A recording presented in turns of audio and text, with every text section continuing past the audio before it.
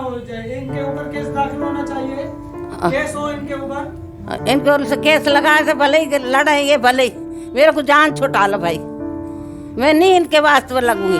मेरे को इतनी नौबत पे पहुंचा दी, मैं क्या करूंगी इनका? मेरे को पैसा कौन देगा?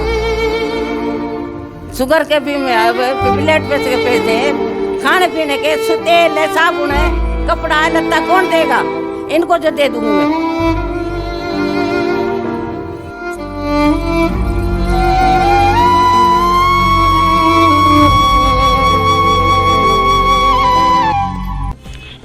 जी नाज़रीन, इते ख़बर शामिल कयूं था त वगण शहर जे हवेली महला जी रवासिण पीरसन औरत मुसम्मा जन्नत खातून प्रेस क्लब वगण पहुंची पंहिंजे नाफ़रमान पुटनि निसार अहमद पठान, असलम पठान ऐं जब्बार पठान ख़िलाफ़ एहतजाजी मुज़ाहिरो कंदे सहाफ़ियुनि अॻियां दाईंदे चयो त टिनि नाफ़रमान पुटनि मुंहिंजो जीअण जंजाल करे छॾियो आहे।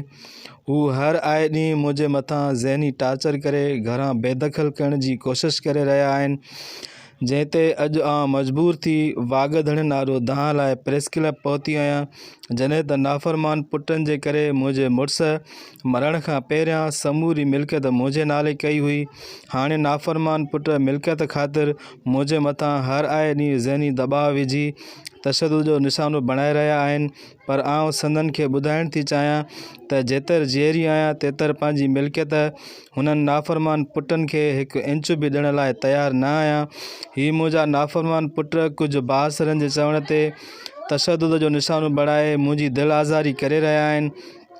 पीरसन औरत जन्नत खातून DIG लाड़काणो मज़हर नवाज़ शेख SSP कंबर बशीर अहमद बिरोई खां मुतालबो कयो त संदन नाफ़रमान पुटनि ते केस दाख़िल करे खेनि गिरफ़्तार करे मूं पीरसन अमड़ खे इंसाफ़ फ़राहम कयो वञे।